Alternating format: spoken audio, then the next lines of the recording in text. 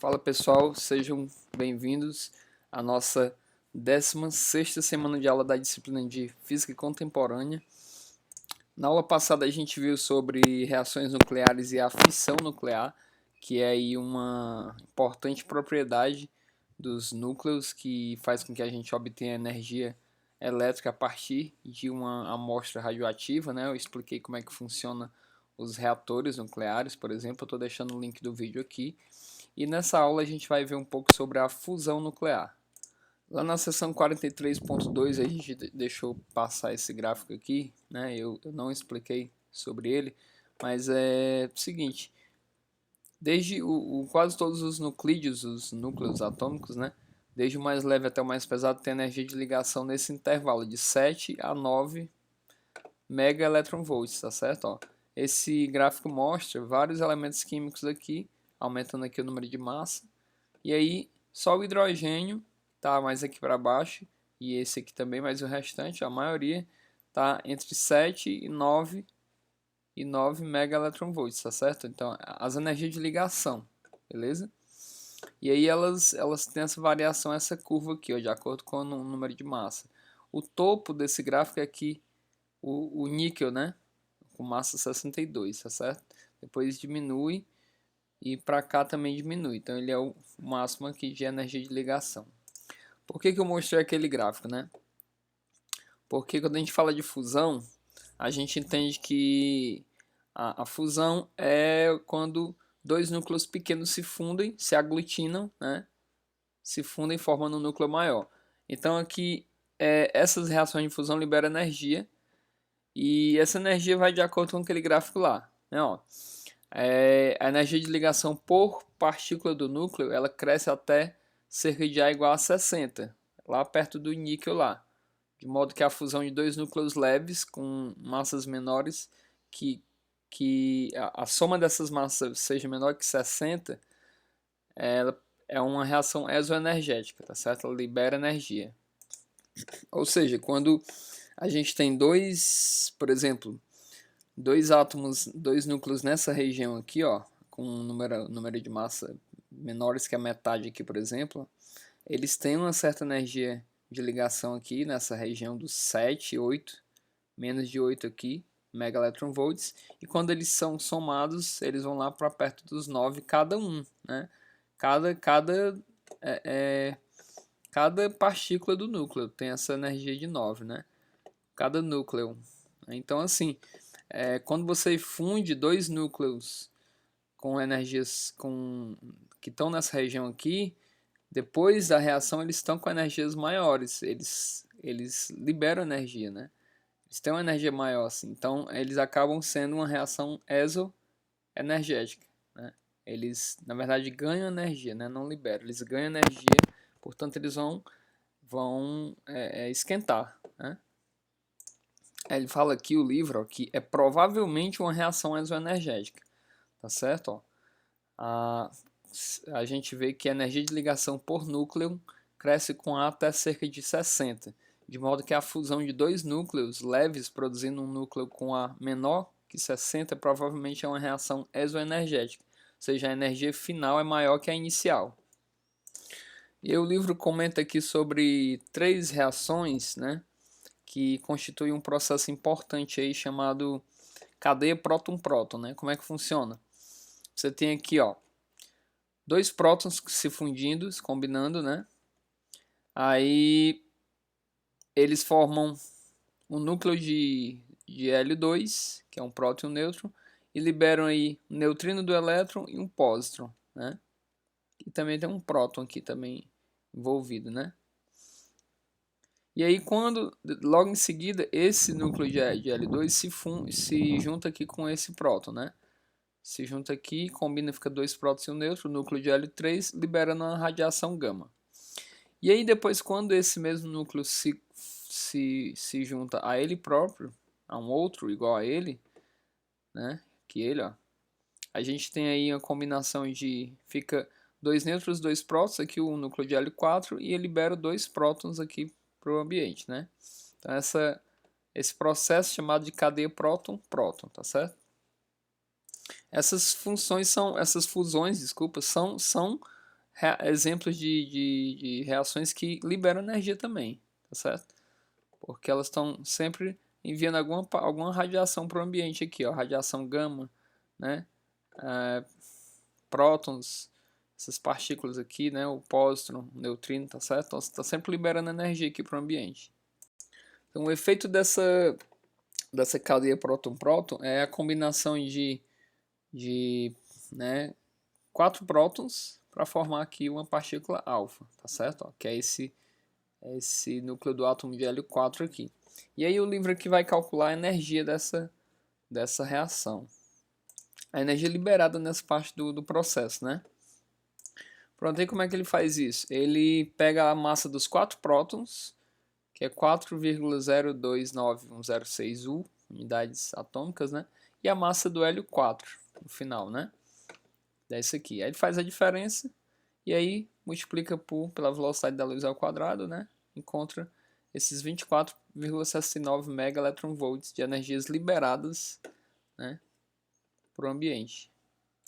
E ele fala aqui também que os dois pósitrons, né, produzidos durante a primeira etapa também colidem com dois elétrons, ocorre aniquilamento mútuo, né, dessas 4 partículas e as suas energias de repouso são convertidas em radiação gama, né, 2,044 MeV de radiação gama. Então, além desses 24,69 MeV, tem também mais 2,044 da radiação gama. E aí, no total, essa reação ela libera esses 26,73 MeV de energia, né? E esse tipo de reação ocorre no interior do Sol e de outras estrelas. Tá, e aqui ele faz uma continha simples, né? Mostrando que cada grama de massa do Sol contém essa quantidade de prótons aqui, 4,5 vezes 10 a 23 prótons, né? E se todos esses prótons se fundissem, produzindo hélio, a energia liberada pelo Sol seria de 130.000 kWh, né? E aí essa seria a idade que o Sol poderia passar irradiando, 75 vezes 10 a 9 anos. Só que a gente vai ver mais na frente que essas reações de fusão que a gente está explicando aqui, elas só ocorrem para temperaturas bem elevadas, né? E no Sol, essas temperaturas elevadas só são encontradas no interior. Então, ele não consegue fundir todos os prótons, mas ele consegue fundir mais apenas os prótons que estão mais no núcleo do Sol. E, na verdade, em vez do Sol irradiar durante 75 vezes 10 a 9 anos, ele vai passar apenas, entre aspas, né, 4,54, 10 vezes 10 a 9 anos, desculpa. Em vez de 75 vai ser 10. Só que a idade atual do Sol, do Sistema Solar, né, é de 4,54 vezes 10 elevado a 9 anos, que significa que o Sol já fundiu aproximadamente metade do seu estoque disponível de prótons, tá certo? Então, assim, até mesmo o Sol tem um fim, né, dessa irradiação de energia, né? Uma hora vai se esgotar toda essa energia que tem nele. Tá, então, para a gente obter essa reação de fusão, os dois prótons, por exemplo, para eles conseguirem se fundir, eles têm que estar a uma distância de aproximadamente 2 vezes 10 elevado a menos 15 metros um do outro. E para que isso aconteça, eles têm que vencer a repulsão elétrica entre si, né? E é uma distância tal que eles estejam dentro do alcance das forças nucleares, né? Então, assim, a energia correspondente a essa situação é da ordem de 0,7 MeV. É a energia cinética que cada um deles tem que ter para que eles consigam, através de uma colisão frontal, se fundir, tá certo? E aí os átomos só têm essa energia quando eles estão em temperaturas extremamente elevadas, né? Os prótons só têm essa energia quando eles estão em temperaturas elevadas. Tá, então para essa energia cinética que a gente está falando aqui, de 0,6 vezes 10 a menos 13 joules, né, que é esse valorzinho aqui, ó, são 0,7 MeV, a gente tem uma temperatura de aproximadamente 3 vezes 10 a 9 kelvins, né, que a gente usou a equaçãozinha aqui, a energia cinética 3,5 de kT, onde K é a constante de Boltzmann, T é a temperatura.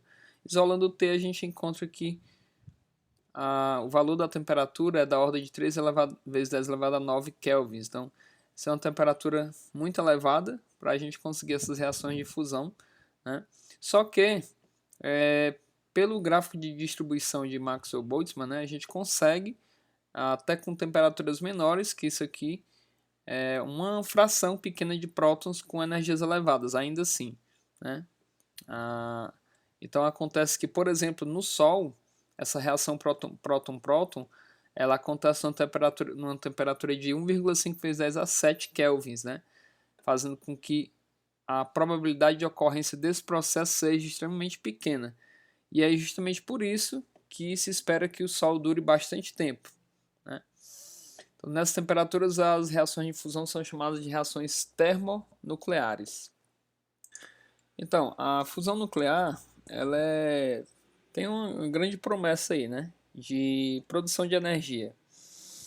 Então, assim, tem tido um esforço aí por parte do meio acadêmico, né? Vários laboratórios tentando desenvolver essas fusões de forma controlada, né? E isso daria uma enorme fonte nova de energia. E aí como é que eles fazem, né? Nessas temperaturas que a gente já mencionou, os átomos ficam ionizados e o estado da matéria resultante é um plasma, né? E aí eles usam, por exemplo, uma experiência de confinamento magnético. O plasma é aquecido a temperaturas extremamente elevadas, mediante uma descarga elétrica, né? E mantido num campo magnético apropriado. E no outro tipo, ele, ele, eles são aquecidos por um feixe de laser com intensidade extremamente elevada, né? Então aqui ele mostra alguns exemplos de combinações, de reações, né? Ó, deuterons entre si, um tríton com deuteron, e aí vai. E eles formam diversos produtos aqui, liberam nêutrons, prótons, e essas energias aqui, tá certo? 4, de 3 até 18 megaelectronvolts aqui, mais ou menos, né? E aí o livro fala que até o presente momento, até a presente data, né, ninguém conseguiu produzir essas reações de modo controlado para obter um excesso de energia utilizável, né? Ou seja, tem uma promessa grande de se obter energia por meio da fusão, mas até agora, até essa presente data em que o livro foi escrito, né, não se conseguiu aí usar essa energia de forma controlada. Então, outra forma que está sendo estudada para obter a fusão, né, é uma forma que não precisa de temperaturas elevadas, né, que é chamada de fusão fria. Nesse processo aqui de fusão fria, é utilizado um íon H2+, que basicamente são dois prótons ligados por um elétron compartilhado, né, a uma distância de 0,1 nanômetros entre eles, esses dois prótons. Se esses prótons fossem substituídos por deuterons, um deuteron e um tríton, né, e o elétron fosse substituído por um muon, aumentaria a probabilidade de que esses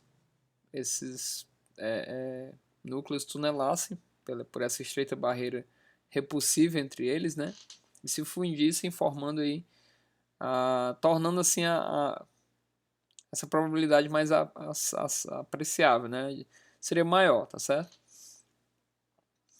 Então, assim, a perspectiva de usar esse processo, né, chamado de fusão com catálise de muons, como fonte prática de energia ainda é remota. Ou seja, a fusão fria e a fusão com temperaturas elevadas, elas estão sendo estudadas, mas ainda é remoto, né, essa fonte de energia, né? Usar isso como fonte de energia ainda é alguma coisa muito remota, tá certo? Isso aí talvez a gente vá ver no futuro, usinas que usam a fusão nuclear como fonte de energia, né? Atualmente, como eu falei na aula passada, a gente utiliza a fissão nuclear como método de obtenção de energia elétrica, né? Usando o vapor, tal, toda aquela característica que a gente comentou sobre os reatores nucleares, tá certo? Então é isso, essa foi a nossa última aula do capítulo 43, tá certo? Eu vou deixar uma atividadezinha aqui conceitual para vocês enviar até o fim do semestre. Qualquer dúvida pode me mandar e a gente se vê na próxima aula. Um grande abraço e até lá.